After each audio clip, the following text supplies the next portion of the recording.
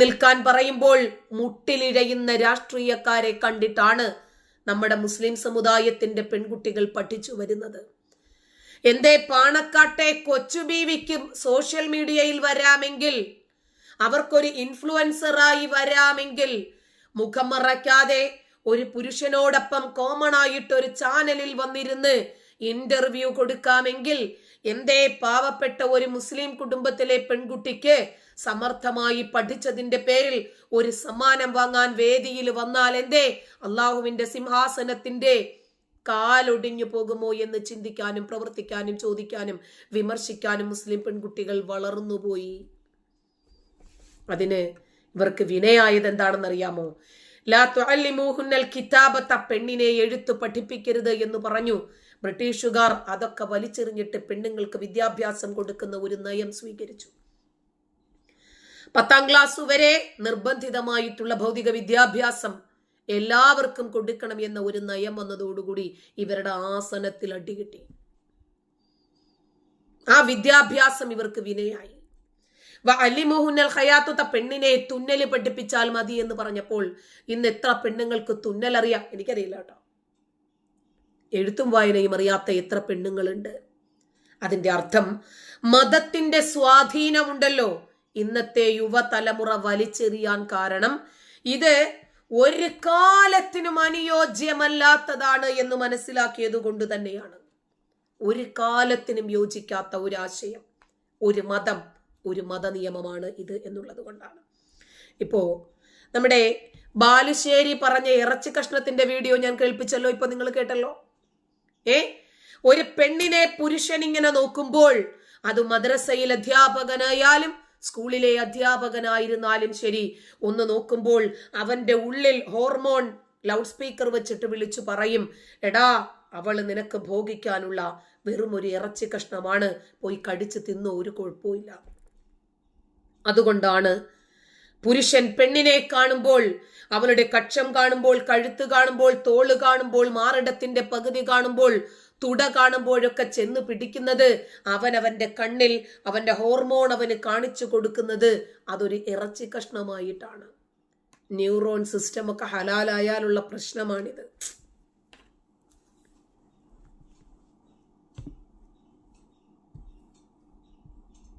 മുഖല്ലേ നമ്മളിപ്പോ ഇങ്ങനെ ഒരു ചോദ്യം ചോദിക്കാം, ഞങ്ങളുടെ സ്ത്രീകൾ മുഖം മറക്കില്ല, നിങ്ങൾക്ക് എന്തെങ്കിലും കുഴപ്പമുണ്ടോ? ഓലെ മുഖല്ലേ, ഓരോ മുഖം വേറൊരുത്തം കണ്ടിട്ട് ഓരോരോ അട്രാക്ഷൻ തോന്നണ്ടാന്ന് അവർക്ക് തോന്നിയാൽ അവരെ കുറ്റപ്പെടുത്താൻ കഴിയോ?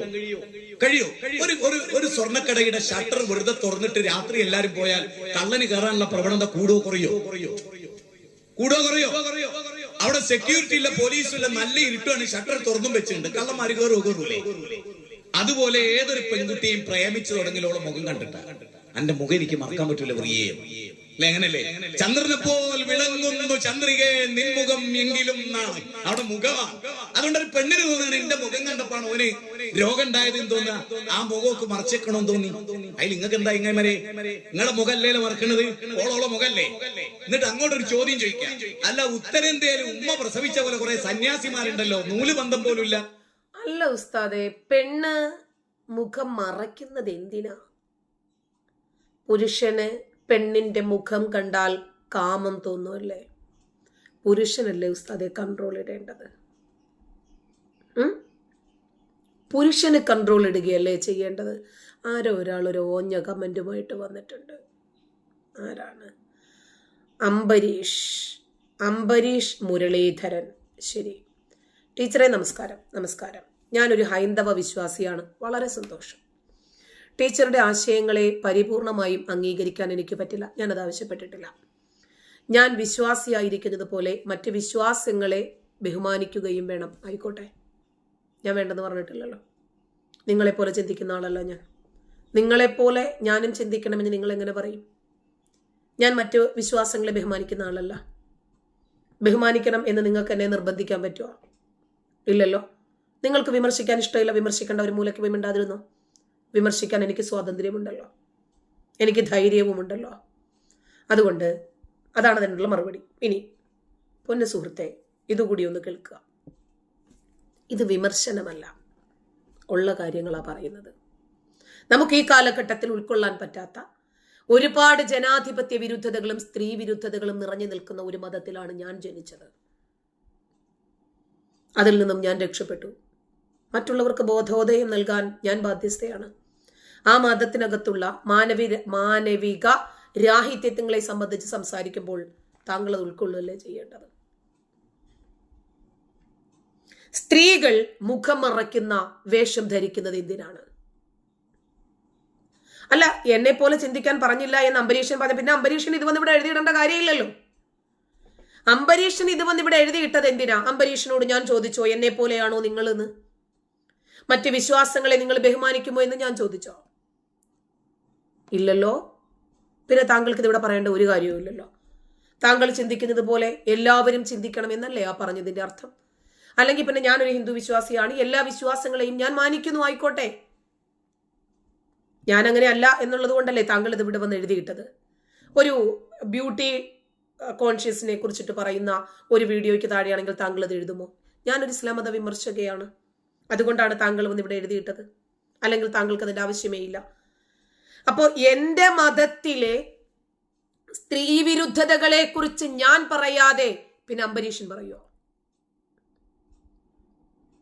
ഇത് ഫോളോ ചെയ്യുന്ന മതവിശ്വാസികൾ പറയുമോ?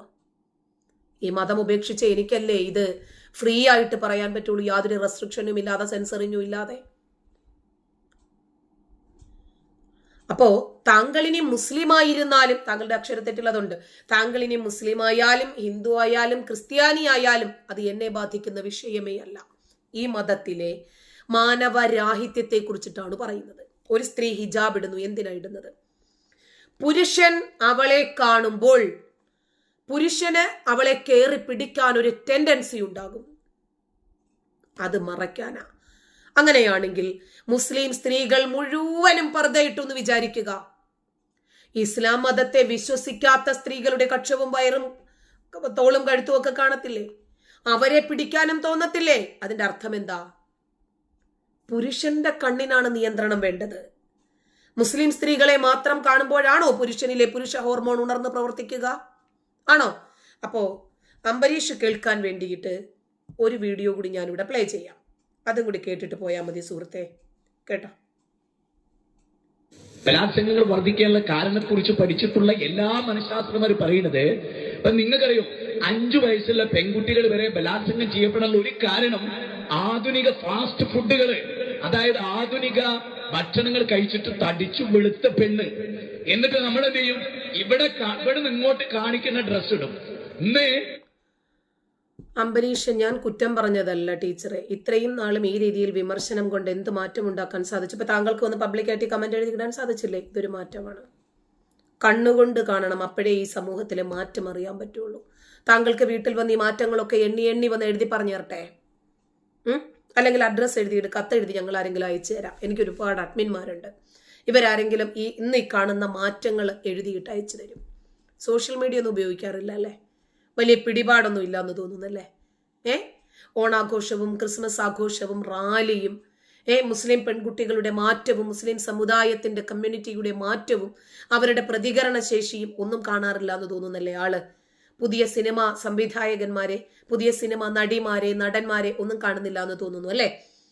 പുതിയ ഡോക്ടർമാരെ, എഞ്ചിനീയർമാരെ, കളക്ടർമാരെ, അതുപോലെ സ്കൂളിലെ അധ്യാപികമാരെ ഒന്നും കാണുന്നില്ല എന്ന് തോന്നുന്നല്ലേ? ഓ, അതാണ് അംബരീഷിന്റെ പ്രശ്നം. ശരി, ഒന്ന് കണ്ണു തുറന്ന് ചുറ്റിലും ഒന്ന് കണ്ണോടിച്ച് നോക്കണേ.